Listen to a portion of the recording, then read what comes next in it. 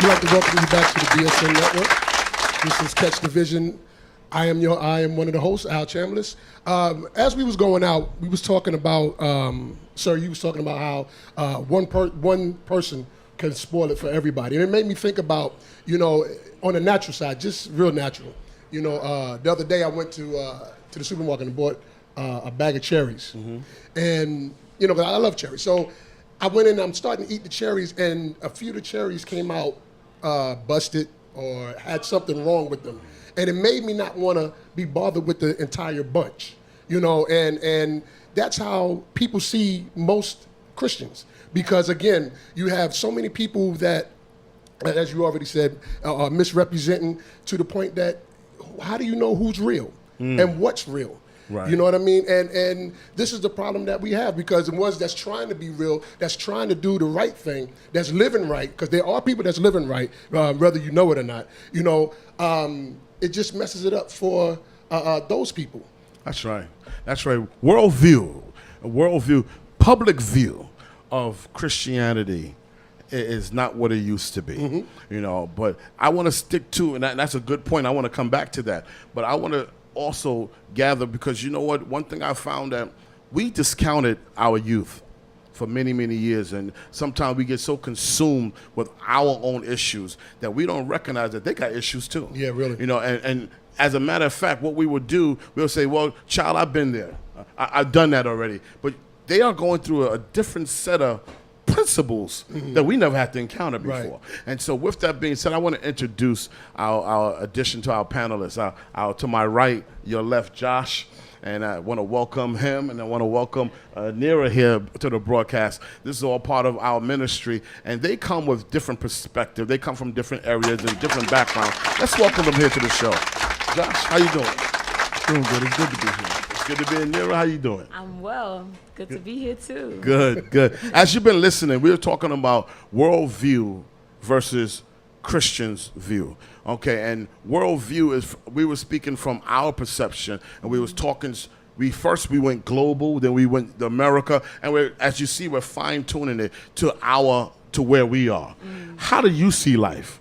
Well, I was listening to what you were saying a little earlier about how we're called a whole bunch of different names. And even today on my job, as soon as I walk in, they go, "Hey, church girl," and they say things like, "Well, I'm not there yet," but and I think that to them, we are like a third world almost. They see us as these people who, I don't know, like if we were just placed on the earth and we have like our own little community, and it's funny because they don't think that we, like, because I'm young, I know all the songs and all the dances and stuff, and people are surprised, and I'm like, yeah, I tell people all the time, my pastor teaches me to be in the world but not of the world, and they're like, what does that even mean? Right. And I tell them, I'm like, you see me dancing with you, but do I drink with you? Right.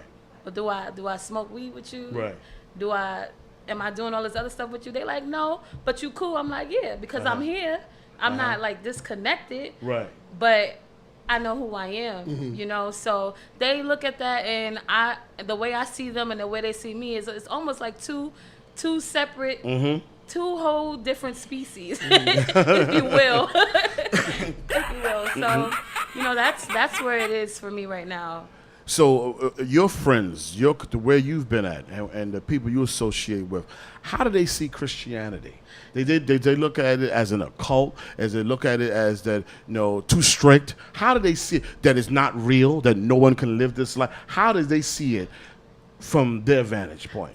I actually have a very healthy, different, like, I have different friends who have very different point of views when it comes to Christianity and when it comes to religion or spirituality. I have friends who don't even believe in God, who are straight atheists. And then I have friends who are like, well, I want to go with you to church, but I haven't been to church, so I don't know. And then I have friends who grew up in church. Right. And so those who don't really know, and they look there and they see the way I'm living, they're saying, well, if you doing it, Right. I want to go.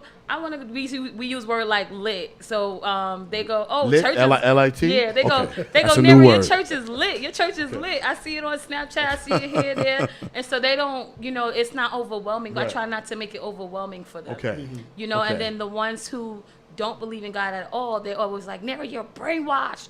You're brainwashed, and you need to just read this and read that. Right. And because I won't, they're like, see, they made you stubborn. They made you this. They made you that. But I love them all the same. Yes. Hey, Josh, your world. Now, Nero spoke from a female's perspective. You young guys are getting shot down. You guys are being forced or coerced into gangs, coerced into making decisions premature. How is the world? What is the world view from your lens, from the people you interact with? Well, I'm glad you asked, because actually that was a topic that actually crossed my mind quite a few times this week, especially with all the recent occurrences. I don't know if you guys have heard about, as you kind of glazed over young men, happen to be of the black community that's been shot down by police, whether or not they've had before putting up a resistance. Some of them just had their hands up and still got shot. Right. There were many instances of that caused me to actually think about the worldview versus the Christian culture, and how we as a people we've been instilled fear recently. In fact, that's what I think that the worldview is right now, that we're in a state of crisis. Things need to change. That's why I've caught actually some of the Republican convention as well as the Democrat, and both are addressing issues that need to be resolved because we're in a state of emergency. Whether you're young or old is not something that you really need. It's not an age differential where you need to really see this happening. And I could say even with the people that were shot down, I'd say maybe their perception would be to strike back. As you saw, there were a couple of occurrences where there were people that shot at police, which is why they're actually walking around with assault rifles now. As well as the police who are claiming that they're afraid for their life, which is why they're walking around with these weapons. And actually, I was on my way to work, because I work and I take the train downtown. And there were 3 occurrences where I saw cops with military-grade weapons. As a black man, as you just said, get shot down on a regular occurrence. And I'm no punk or nothing, but that intimidates me. In an environment where there are mostly unarmed individuals, you have police walking around with military-grade weapons as if they're in war. That's a concern. And that was a concern for me, because literally, this tactic is used solely for intimidation. Because if you think about it, even naturally, a handgun is better for close combat, which if you're in close proximity with somebody, a handgun will give you more mobility. So this tactic is solely for intimidation, which means that they're trying to frighten us as people so that we won't attack them, which means that there's a problem between police and community relations. I'm just talking naturally right now. This is the worldview. And for me, I'm looking at this and I'm just trying to take a brief look at the history of our police department, who they idolize. Because when you think of somebody's perception, as you said in the Bible, it says, as a man thinketh in his heart, so is he. Many people's perceptions are based off of how they were raised, people they idolize, whether it be rappers, whether it be their parents or whatever. Let's look at who the police, who they idolize. They idolize our military. In fact, in our recent decades, they've included different task forces, such as SWAT, that uses pseudo-military tactics to try to better control the environment. But if you look at the history of our military and how they have been known for putting their hands where they don't belong, and I'd say it's maybe one of the sole people responsible for us being in the financial crisis that we are today as Americans. If you look at the military, they're a bad example to follow. Which is why I believe this whole thing with the police is such a crisis for me, because they're following the wrong person. And now to bring in a Christian aspect, I think that's the difference between worldview and Christian view. Who you follow, who you choose to look up to. And I say that, and actually I posted something about this yesterday on Facebook, because I saw a group of brothers who happen to be police officers singing a gospel song in their station. And I said, we need more cops like that, who follow Christ, because those are the type of people I trust to serve and protect our community. And I'll tell you why. Because there was no better example of a servant than Christ. There was no better example of a protector than Christ. So if you're following a person or a group or organization that has been known to not protect our people, seeing as we've been attacked multiple times by terrorists, bomb threats, Obviously, the military isn't doing a good enough job protecting our people or serving our community, be it that we're in a financial bind that we are now. But Christ is flawless. So that's somebody that I believe that if the world took an account and see the record of what we do as a people, maybe their view, if they were to follow somebody different who actually knows how to protect and serve and give them the needs that they need, maybe their perception would change. From what I'm listening to, I heard two different views. Okay, I heard Nira's view. Nira was saying that simply the world looks at, from her lens, they look at us as if we're from another planet. That there are some that thinks that no, it's a good thing. No, it's lit. That's a new word I learned. And there's others that listen, you've been brainwashed. And then from Joshua's perspective, it's his worldview is fear and intimidation. From what I'm listening to, correct me if I'm wrong. You're right. And these are all humanistic emotions.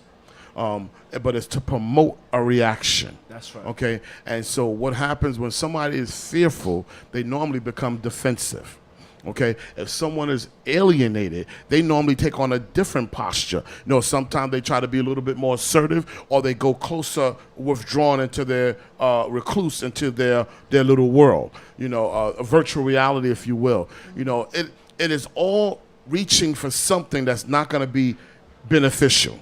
Okay, right. It's all reaching from something else that's going to further take you. It's just like taking if you taking antidepressants, but the antidepressants causes cold sweats, and then now you got to take another pill to prevent the cold sweats. But it was originally it was antidepressant that you were depressed, but now you're taking 5, 6, 7 pills because of the reaction that you're getting from each pill that you're taking. But it's putting you more and more dependent on medicine. So this is a trick of the enemy.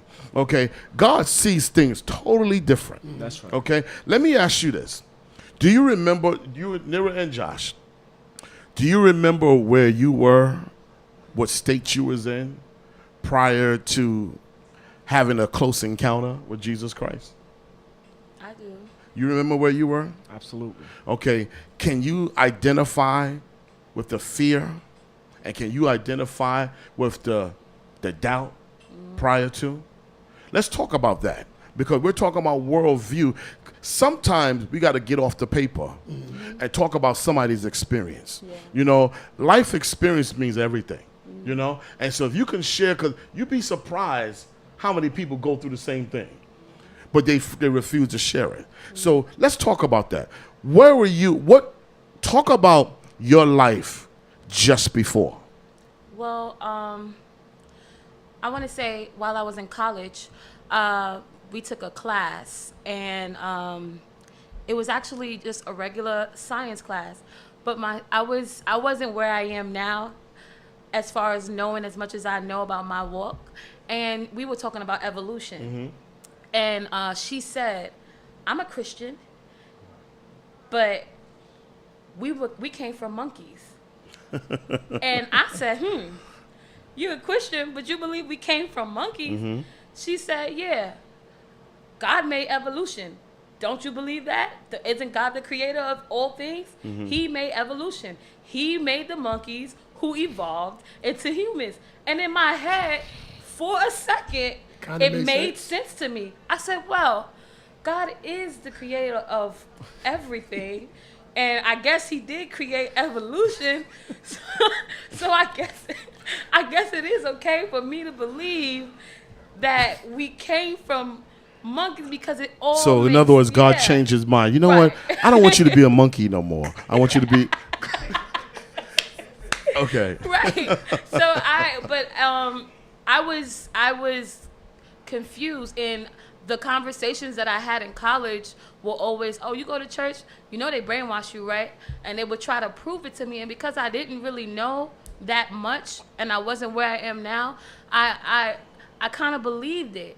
And the way I looked at other people, I was like, well, I would question everything. Like, I don't know if that's right. I don't know if that's right.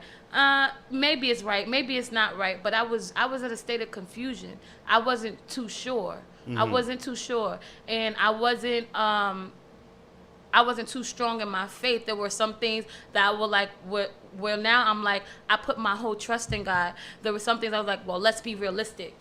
no, because it's just it's human nature for you to be like, I can't see how it's gonna work out. So if I can't see it and it doesn't make sense, I can't. How